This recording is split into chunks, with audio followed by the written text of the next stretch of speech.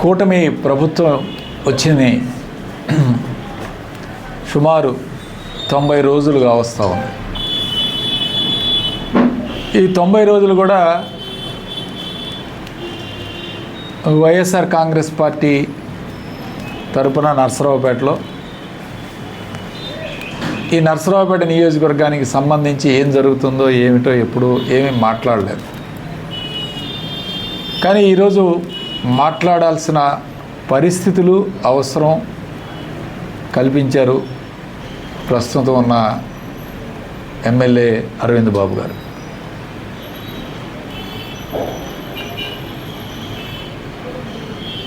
ఈరోజు ఉదయాన్నే చూసాం, నర్సరావుపేట నియోజకవర్గం అచ్చంపాలెం గ్రామం దగ్గర కోడి పందాలు కలకలం.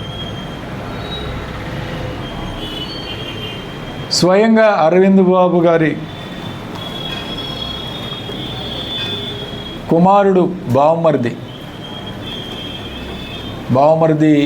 కజిన్ బావమరిది అవుతాడు.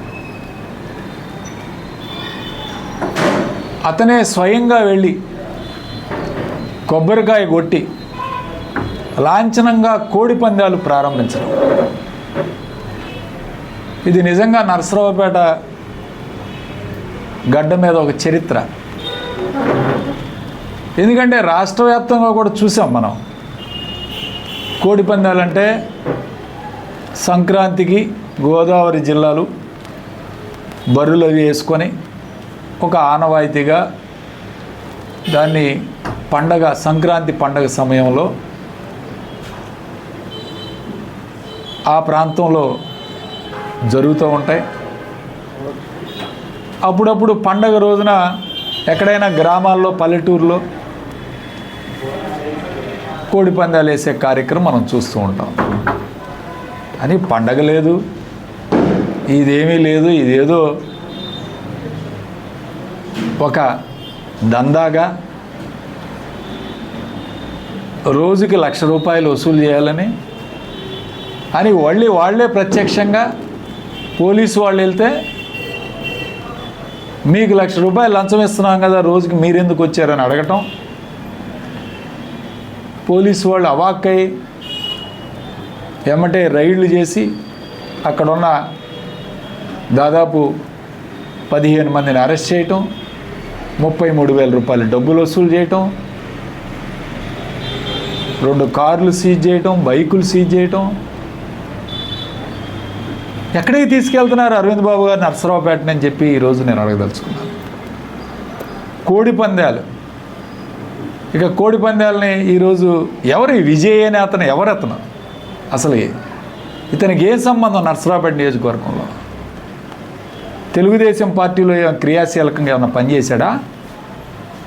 ఎన్నికల ముందు నర్సరావుపేట నియోజకవర్గాల్లో ఎన్నికల సమయంలో జరిగిన గొడవలకు కూడా మూలకారకుడు ఈ విజయ్ అనే వ్యక్తి.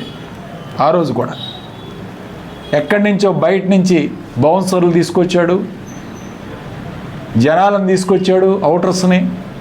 ఆ రోజు మున్సిపల్ హై స్కూల్లో గొడవ జరగడానికి కూడా కారణం ఈ విజయ్ అనే వ్యక్తి. ఇతను మరి ఆఫీసులకు ఫోన్ చేస్తున్నాడంట, చాలామంది ఆఫీసులకి, మీకు ఎంత వస్తుంది నెలసరి మామూలు, మాకు ఎంత ఇస్తారని. అదేవిధంగా నాకు తెలిసి ఒక డాక్టర్ గారికి ఫోన్ చేశాడు. ఫోన్ చేసి బోర్డులు అవన్నీ మీరు వేస్తున్నారంట కదా, మాకు ఎంత ఇస్తారని చెప్పి స్వయంగా డాక్టర్ గారిని అడగటం. అసలు నువ్వెవరు అని ఆయన క్వశ్చన్ చేశాడు. చేస్తే సమాధానం లేదు. ఈ దందాగిరి చేయడానికి ఒక ఇల్లు తీసుకొని దాంట్లో కుర్రవాళ్ళని పెట్టుకొని సెటిల్మెంట్లు చేయడానికి ఇదొక ఇదిగా పెట్టుకొని అసలు ఎవరో ఇతనెవరో. ఆ రోజు కూడా మేము ఎస్పీ గారికి కంప్లైంట్ చేసాం. ఎన్నికల వేళ, ఎన్నికలు జరిగే రోజున సార్ బయట నుంచి తెచ్చారు, వీడియోలు కూడా పెట్టాం. ఆ వ్యక్తి స్వయంగా మా హాస్పిటల్ ముందు అద్దాలు పాల్గొడుతుంటే అప్పుడున్న డిఎస్పీ తోటి చెవులో మాట్లాడుతున్నాడు ఈ విజయ్ అనే వ్యక్తి.